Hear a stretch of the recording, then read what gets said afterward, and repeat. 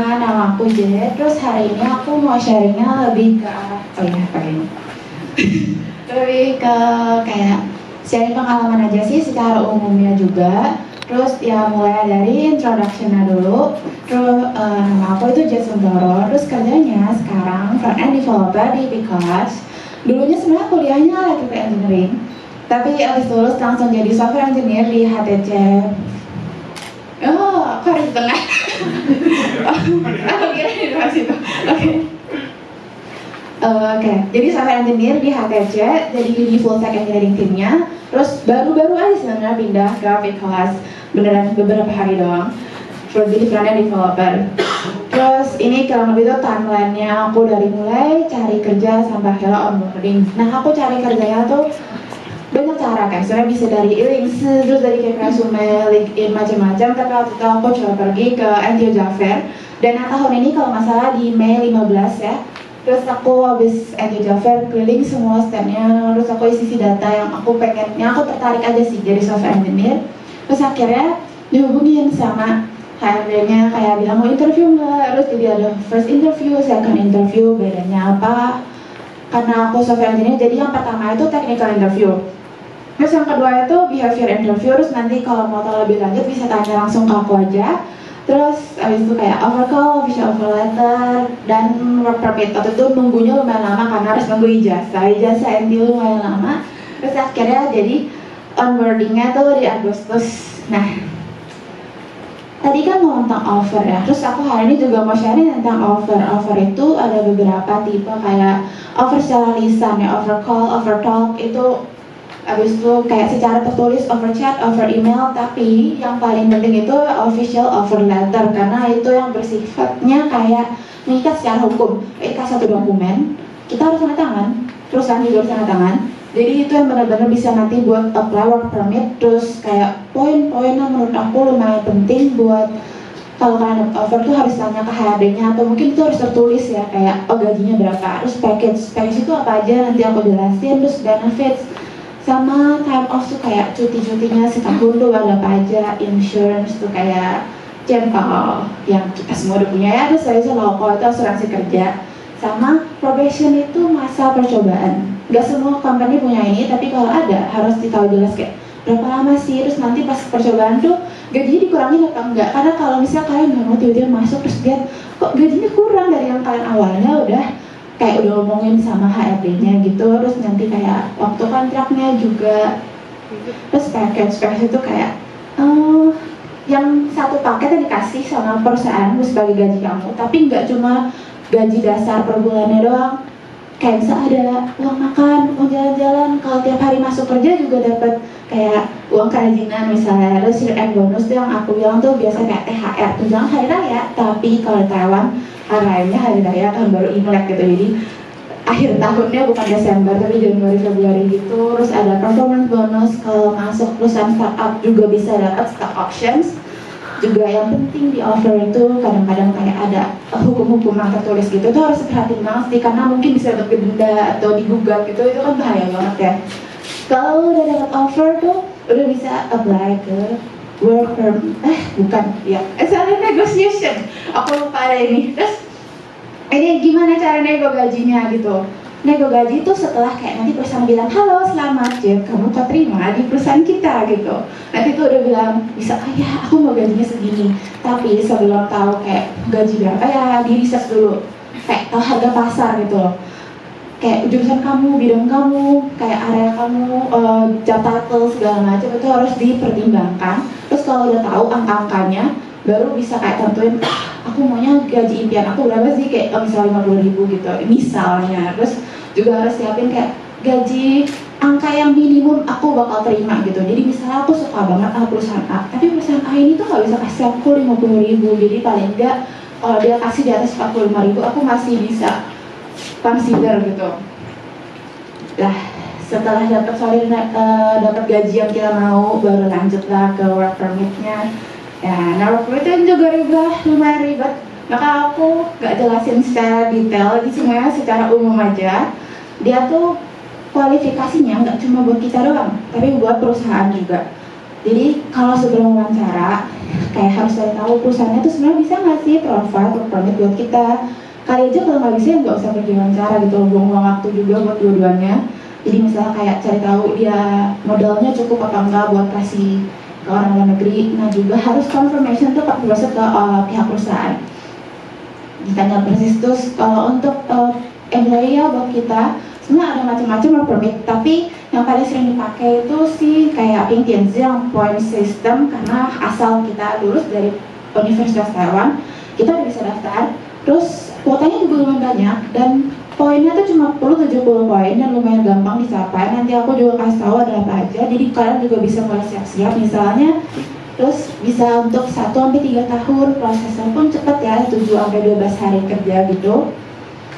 Ini poinnya ada macam-macam, tapi aku nggak tulis semuanya. Ini kurang lebih tuh kayak yang menurut aku kalau kita baru lulus kuliah tuh udah bisa langsung didapetin gitu. Kayak misalnya S1 dapat 10 poin, terus gajinya kayak misalnya 35.000 dapat 20 poin. Terus kalau aku kayak misalnya mau lamar sebagai akuntan gitu, aku pernah ujian akuntansi, terus dapat sertifikat, itu juga bisa dapat 20 poin dari yang special expertise. Terus Chinese ya, kalau pernah ikut kelas Mandarin di Taita gitu, itu bisa diambil nilainya jadi bisa dapat 20 poin, 30 poin gitu.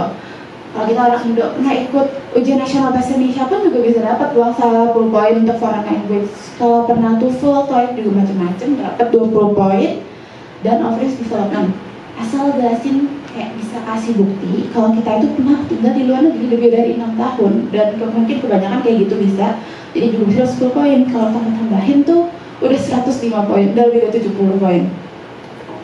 Nah setelah semuanya work permit itu selesai, masuk ke aku, akhirnya udah kerja gitu, mulai kerja.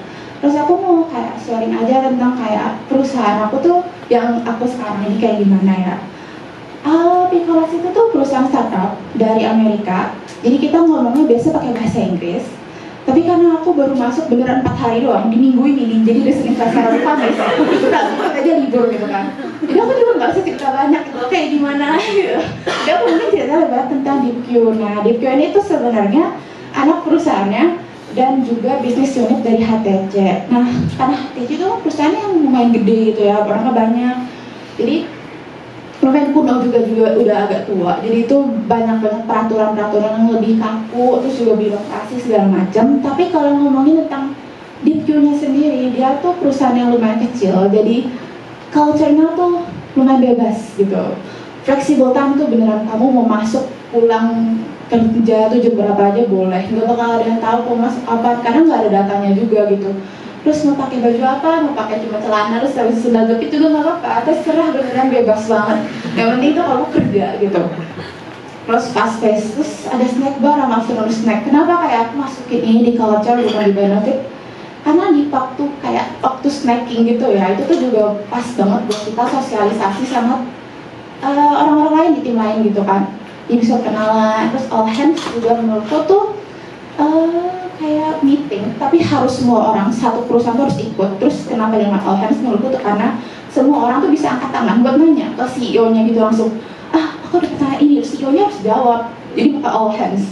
Terus aku sebagai developer tuh sebenarnya tiap harinya kerja sama orang-orang mana aja sih ya, developer aku kerja pada banyak juga sama developer, karena kan project gak bisa aku kerjain sendiri gitu, jadi aku harus diskusi banyak. Terus sama desainer juga, misalnya dia keluarin aku kayak ada satu desain gitu, terus dia bilang ini keren ya, aku pengen kayak gini, terus bilang kayaknya nggak mungkin deh. Nah itu bakal aku diskusi bareng lagi sama desainer dan juga sama PM, product manager, kayak waktunya, schedule-nya memungkinkan gak sih.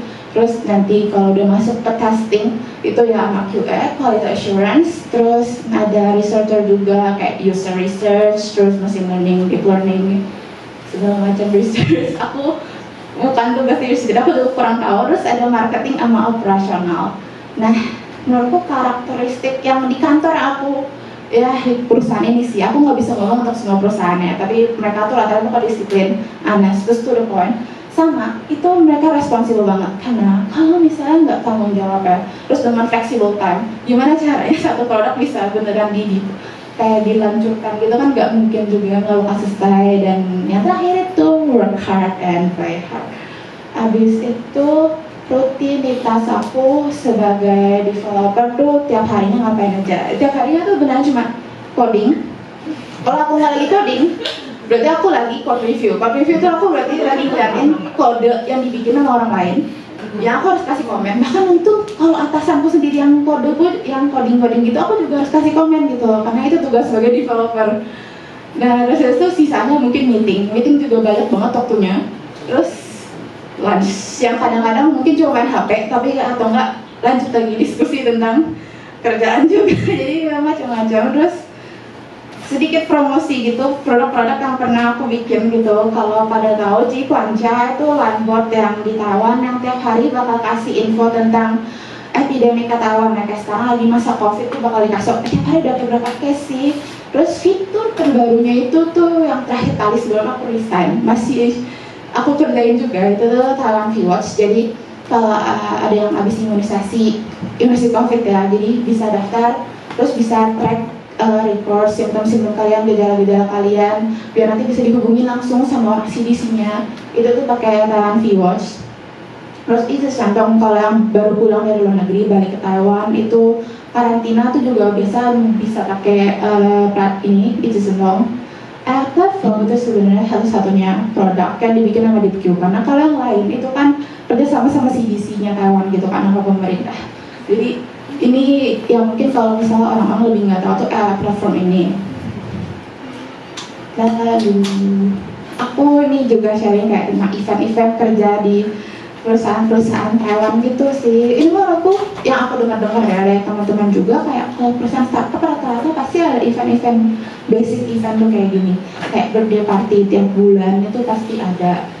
Kayak itu tuh makanannya yang junk food semua, itu tuh namanya birthday party. Terus habis itu terus konferensi itu kayak kita bisa ikut, kayak kalau Google ada acara atau lain ada yang acara ini yang gambar, aku foto itu bir sih sebenarnya, cuma pokoknya jadi kalau lain bikin acara mereka tuh pasti bikin bir sendiri terus dibagiin ke semua orang.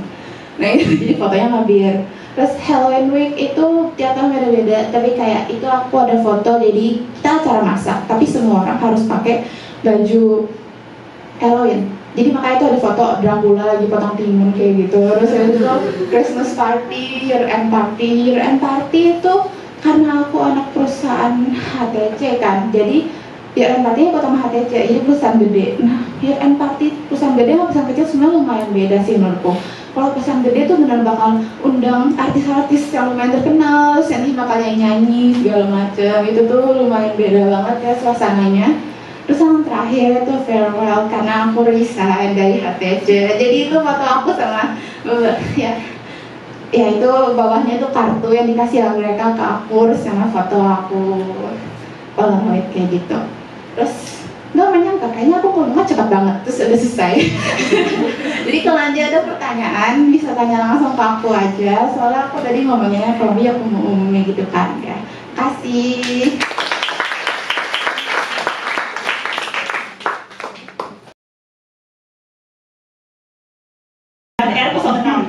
Nah, untuk sharingan hari ini, gue pilih judulnya Driven by Passion. Kenapa? Soalnya menurut gue itu in everything you do, you require passion. Soalnya tanpa passion itu kalian bakal cepet bosen. Nah, terus apa yang kalian lakukan itu jadi sebuah keharusan atau kewajiban. Terus udah habis itu gak pengen lakuin lagi.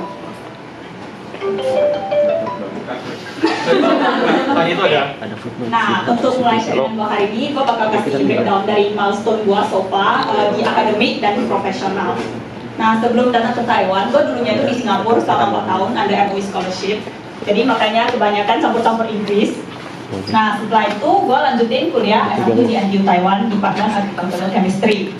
Dan setelah 4 tahun kuliah S1 selesai, gue lanjut S2 di bidang yang sama, tapi fokusnya itu di Environmental Toxicology. Dan selama kuliah itu gue ada apply beberapa scholarship, jadi nanti bakal gue jelasin lebih detail lagi di belakangnya buat yang interested. Dan setelah S2 itu gue masih remain di NTU sebagai research assistant, kerja di lab gue yang previously. Dan setelah research yang beres, gue baru finally leave NTU dan kerja di company gue yang sekarang yang namanya Shiny Brands Group. Nah, encounter gue pertama kali in terms of driven by passion itu adalah pas milih University S1. Nah, biasa hal natural sebagai orang yang lulus SMA Singapura itu apply-nya ke NUS atau NTU Singapura kan. Nah, cuma waktu itu feeling gue bilang, nah, gue harus punya plan B nih in case plan A gue doesn't work out. Cuma plan B gue saat itu ikut entrance exam Charleston yang overseas Chinese student jalurnya untuk University Taiwan. Cuma in the end gue diterima di NUS Bioengineering sama NTU Taiwan yang Agricultural Chemistry. Cuma logically kalau diterima di NUS gak consider yang lain kan, soalnya NUS itu tau lah ya, top Asian University. Cuma buat gue, menurut gue itu yang lebih penting itu passion. Jadi in the end gue gak milih bioengineering soalnya two of my weakest subject itu matematik sama fisika. Jadi in the end gue milih NTU Agrichem yang gue tahu gue bakal lebih enjoy, and I never regret that decision at all. Nah, ini beberapa foto gue pas gue S1. Jadi inti dari slide ini sebenarnya gue mau ngasih tahu kalian untuk ngisi waktu-waktu kuliah kalian S1 kayak atau S2 itu dengan hal-hal yang kalian sukai. Nah, of course akademi itu penting, nilai itu penting, cuma balance in life juga penting. Jadi, go join the clubs that you want to go to, take the classes that you are dying to go to. Soalnya kalau bukan pas kuliah, kapan lagi kalian coba-coba kan? Nah, di saat yang bersamaan, kalian juga bisa belajar gimana manage waktu. Soalnya time management skill itu menurut gua sampai ke depannya, sampai kalian kerja in your life itu bakal penting banget. Nah, lanjut ke S2. Untuk kenapa gue lanjut S2 itu sebenarnya bukan a difficult decision, soalnya dari dulu gue emang suka yang namanya eksperimen, problem solving, sama critical thinking. Jadi itu natural progression buat gue setelah lulus S1 ya lanjut S2 gitu. Nah, mungkin pertanyaan yang lebih susah itu adalah mau join lab apa, terus fokusnya itu lebih ke bidang apa gitu. Nah, soalnya Agrichem itu pas S1 belajarnya banyak banget. Kayak anak-anak Agrichem pasti tahu kayak biologi pasal udah 3. Kimia udah 3, terus belum lagi kalkulus, fisika, bla bla bla bla bla gitu kan. Nah, habis itu inspirasi gua mau ngambil dan fokus di research apa itu pas tasan, pas gua ambil environmental chemistry. Soalnya kita pas final exam itu kita harus bikin final presentation. Nah, gua research Indian cari topik tentang sunscreen, terus gimana bahan-bahan kimia di dalamnya itu bisa negatively impact aquatic environment. Nah, makin gua research, makin gua baca paper itu jadi makin invested. Jadi in the end decide buat ngambil topik ini jadi research S2 gua. Nah, untuk syarat kelulusan S2 di Agrichem, selain menuin kredit kelulusannya sendiri itu, biasanya profesor atau mentor-mentor di labnya itu punya syarat kelulusan tersendiri. Nah, buat lab gua itu kita diharusin ngikutin 2 conference boleh yang tingkat nasional atau internasional. Nah, salah satu highlight pas gua conference itu yaitu ngikutin CTEC conference. CTEC conference itu kepanjangannya Society of Environmental Toxicology and Chemistry. Nah, pas tahun itu diadainnya di Helsinki di Finland. Dan I'm so grateful gua dipilih buat ngasih oral presentation di depan expert-expert. Dan to me that is a very humbling and a good learning experience, soalnya dikasih kesempatan buat diskusi sama expert-expert di bidang environmental toxicology gitu. Nah, the main highlight dari anak S2 yaitu oral thesis defense. Nah, basically sidang atau oral defense itu kalian research and hard work kalian selama 2 tahun itu kalian bakal rangkum jadi presentation selama durasi 30 sampai 40 menit. Nah, habis presentasi panelisnya bakal nanya-nanya nih selama 1 sampai 1,5 jam. Jam mengenai research kalian dan presentasi kalian sebelumnya, sebelum ngasih keputusan atau verdict kalian lulus atau enggak gitu. Nah, untuk yang tertarik apply scholarship nih, gue jelasin sedikit. Nah, sejauh yang gue tahu resource fundingnya itu ada 2, satu dari NTU sendiri, satu dari MOS atau Ministry of Science and Technology-nya Taiwan. Untuk S1 biasanya kebanyakan fundingnya mainly dari NTU sendiri. Terus karena gue apply scholarship-nya lebih banyak pas S2, jadi gue bakal jelasin yang dari perspektif S2 ya. So far yang pernah gue apply itu yang dari OCSA, yang Chaoluzu, dari fakultas sendiri sama dari MOS. Nah, untuk scholarship OCSA itu biasa sama fakultas itu biasa apply-nya per semester. Dan biasanya requirement-nya itu gampang sih, soalnya fundingnya dari sekolah, NTU itu requirement-nya ya nilai akademis harus bagus, which is mereka minimumnya GPA di atas 3,5 gitu, udah. Dan yang lebih ribet itu biasanya scholarship dari MOS. Nah, kenapa gue bilang ribet? Soalnya itu mereka kategorinya lebih banyak. Terus selain nilai akademis kalian obviously harus bagus, masih ada syarat-syarat lainnya. Nah, misalnya gue apply waktu itu yang International Conference Grant, ya pas gue pergi ke Helsinki. Jadi untuk apply itu selain nilai akademis harus bagus, kalian harus nulis proposal dulu tentang research kalian, jelasin objektif, terus so far resultnya ada apa aja, terus inovasinya gimana, terus kayak research kalian ini bisa kasih impact apa sih di specific scientific field gitu. Nah, terus setelah pulang dari conference-nya, kita juga harus nulis synthos atau reflection tentang yang pas kalian join conference-nya, kayak kalian ngapain aja, ngikutin acara apa aja gitu-gitu, belajar apa aja, experience-nya apa aja gitu. Cuma biasanya mau scholarship itu jauh lebih kompetitif ya, soalnya kalian compete-nya sama anak-anak PhD, Master, S1 juga, terus yang Chen Taiwan gitu compete-nya. Cuma kalau interested, just try, because if you don't try, you never know kan. Nah, setelah lulus S2, gue lanjut kerja di lab sebagai research assistant. Untuk yang pengen jadi research assistant dan penasaran itu kerjanya apa aja, biasanya RA itu punya satu main project. Nah, dan beberapa side project lainnya. Soalnya gue di lab gue yang previous, jadi gue lanjutin personal research gue yang merupakan kelanjutan dari topik S2 gue gitu. Tapi kalau misalnya nggak punya research sendiri, biasanya bakal diassign sama profesornya gitu. Terus untuk side projectnya macam-macam, misalnya pas waktu itu gue bantuin project Shruti Mei, terus atau Xu Zhangqie gitu-gitu. Terus supervise research mereka juga, terus kadang ngajarin mereka kayak research skill yang mungkin in the future mereka bakal perluin.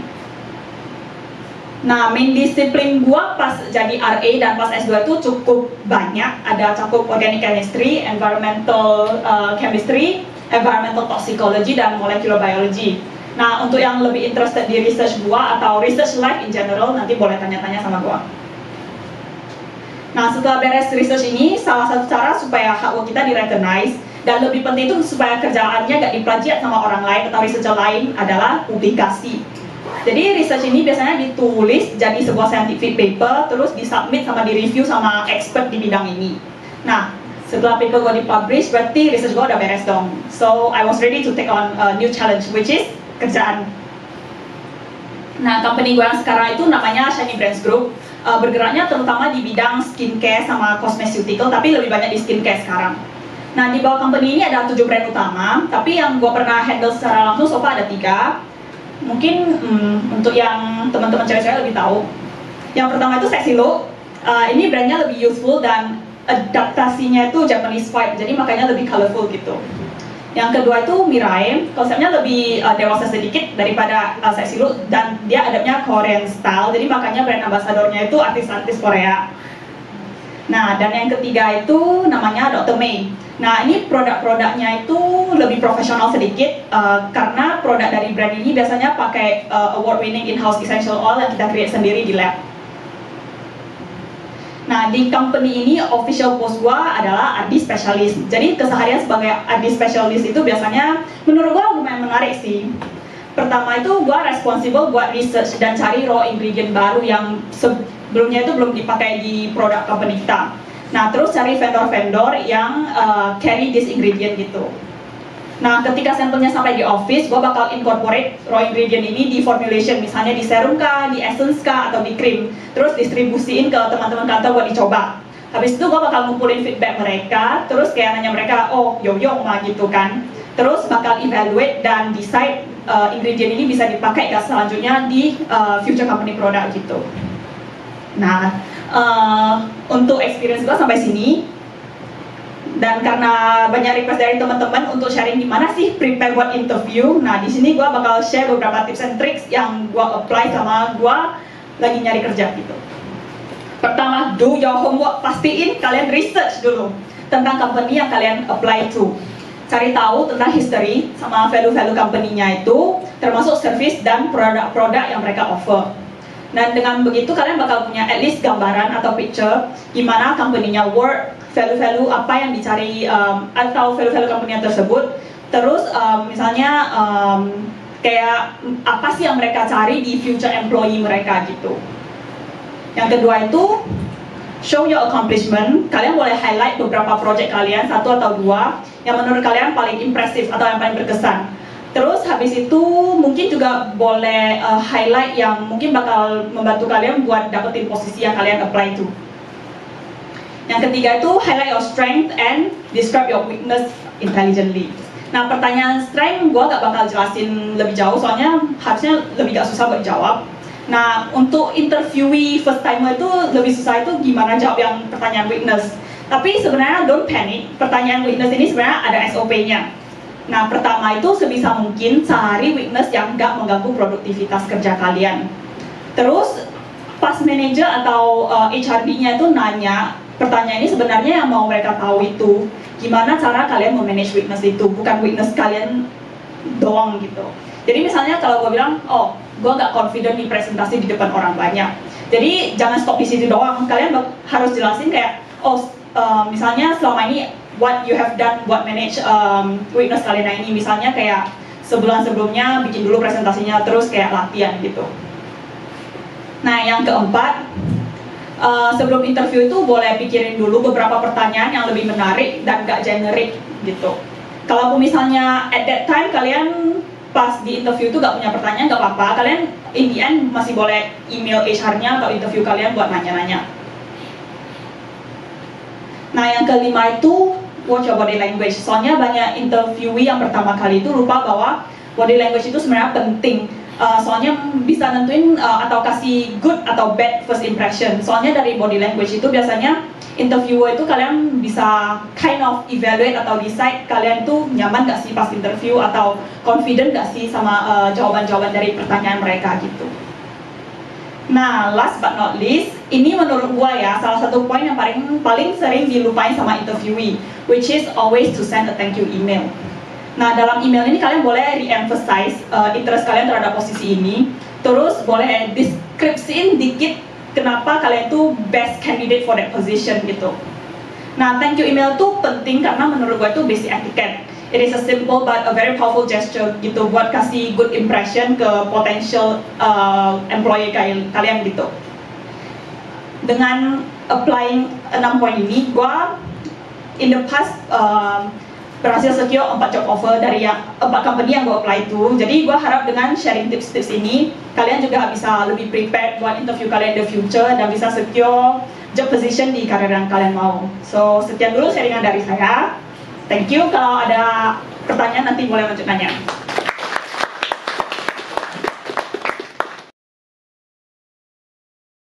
Hai semua, nama saya adalah Morgan dan ya.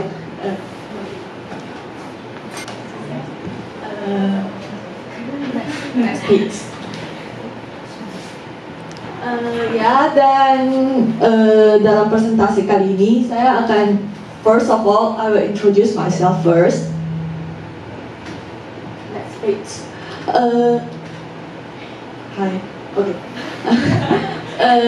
So pertama saya pas di Indonesia, saya tinggalnya di Medan, jadi SMP, SD, SMP, SMA di Medan. Lalu setelah SMA tamat, kuliahnya di Taiwan. Ya sebenarnya pas waktu itu kan biasalah setelah tamat kan apply ke beberapa universitas kan. Dan ya in the end I choose Taiwan. Well, first of all is because of scholarship. And second is because I got scholarship in mechanical engineering, which I love like that time. Yeah. So yeah, akhirnya saya belajarnya di NTU 4 tahun tamat.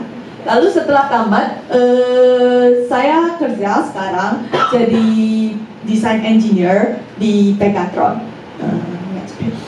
Dan ya, ngomong dulu design engineer itu di mechanical engineering itu sebenarnya tale itu boleh dibagi jadi 2 yang di bagian mechanical engineering ya. Jadi yang pertama itu bisa saja kalian desain goods and products seperti transportation, home appliance, HP, portable electronic goods kayak HP, notebook, dan tools.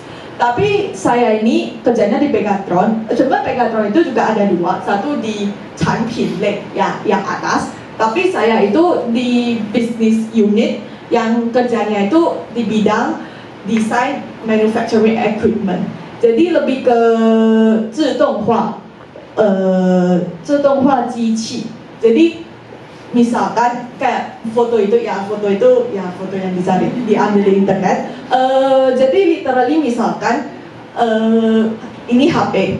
HP ini kan dalamnya banyak komponen. Nah, yang dulu zaman dulu itu pasti pakai manual, orang satu-satu 组这一个 component 变成一个产品。那现在的话 pakai mesin. Jadi job scope aku itu mendesain satu mesin untuk membantu OP untuk membuat satu produk gitu.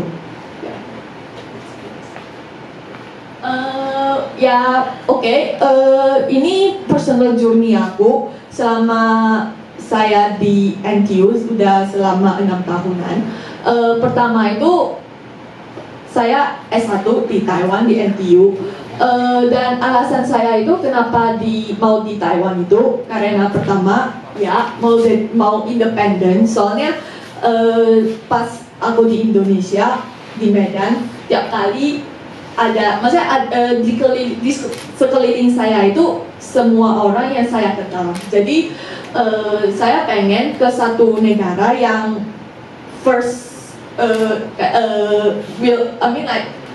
pergi ke satu negara di mana saya tidak kenal banyak orang dan belajar dari sana, belajar awal dari sana. Jadi biar kalau misalnya ada ketemu satu kesulitan, saya bisa tahu gimana saya harus menghadapi situasi itu.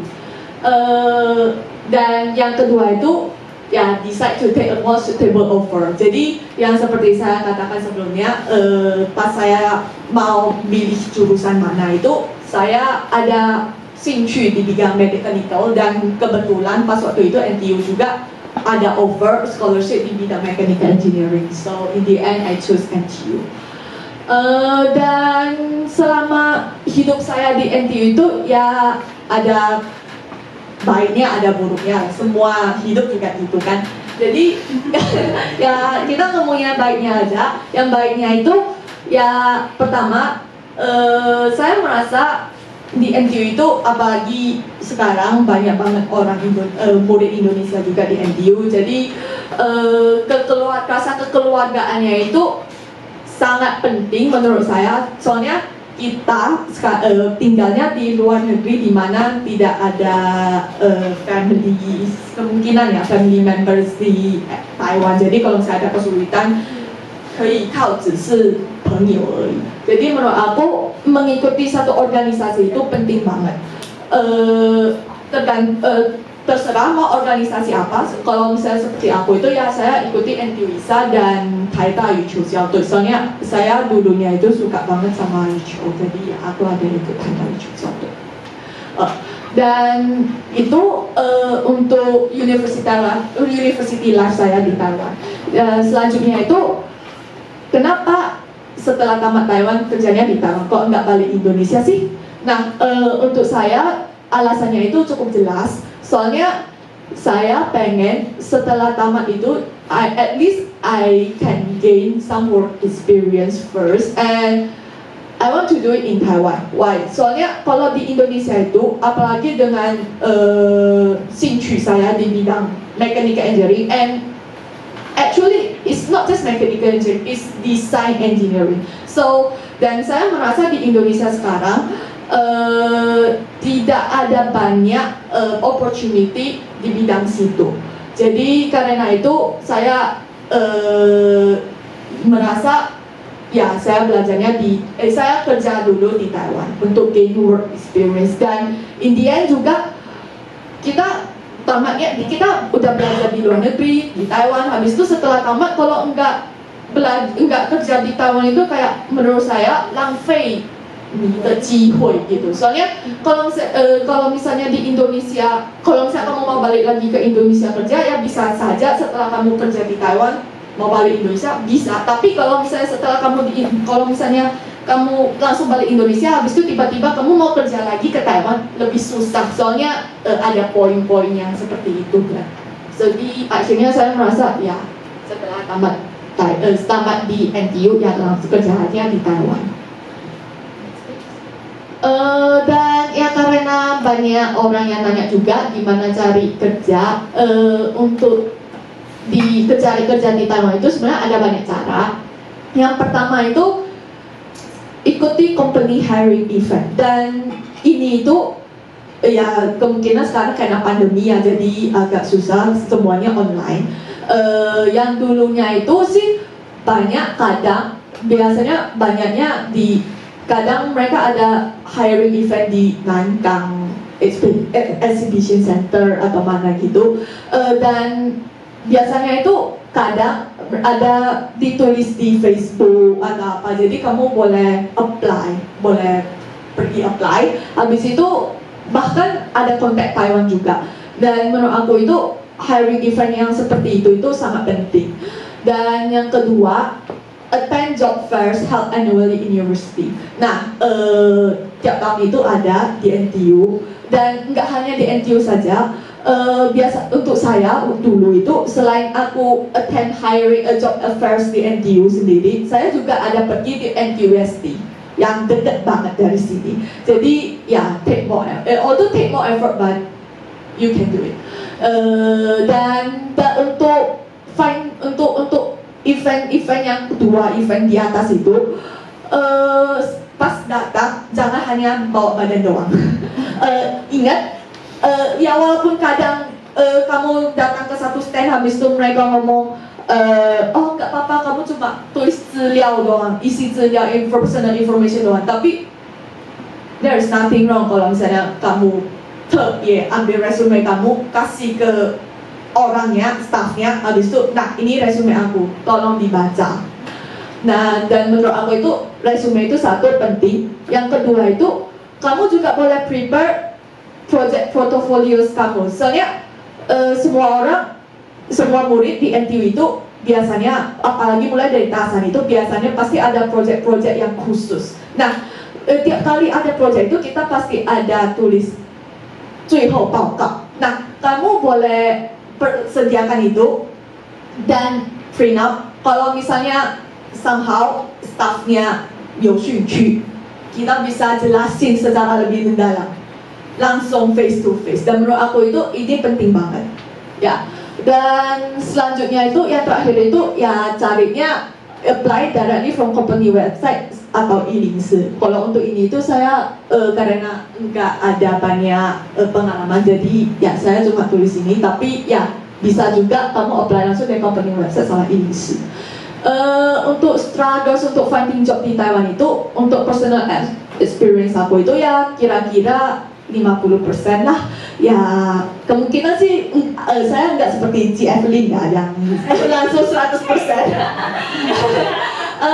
Tapi ya untuk saya sih saya submit pertama submit resume itu penting banget, dan kalau bisa ya submit ke banyak perusahaan. But those perusahaan itu ya yang kamu memang mau komit itu ya.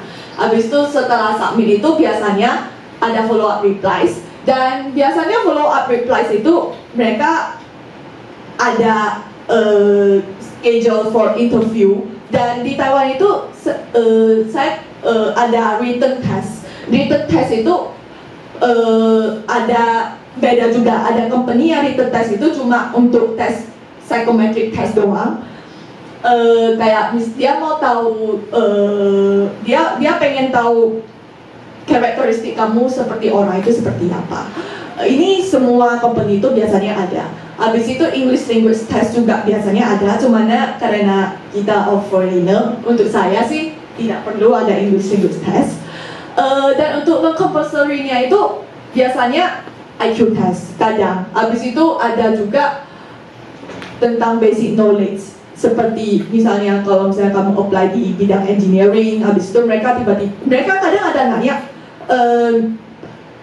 misalkan material ini sifatnya gimana. Kalau untuk engineering di bidang basic knowledge test, jadi somehow you need to know a bit lah, jangan sama sekali nggak tahu. Dan yang terakhir itu dalam interview, proses interviewnya itu menurut saya itu yang paling penting itu you need to know how to emphasize your strength. Dan weakness itu ya seperti yang tadi Ci Evelyn ngomong, weakness itu ada banyak. Misalkan kamu merasa time management skills kamu itu jelek, tapi instead of just say till that, you need to try to explain how you try to improve your not improve your weakness, like try to solve your weakness and hope that it will be better in the future. Dan ya, seperti yang tadi Q&A itu bentar aja. So yeah, that's it. Oke.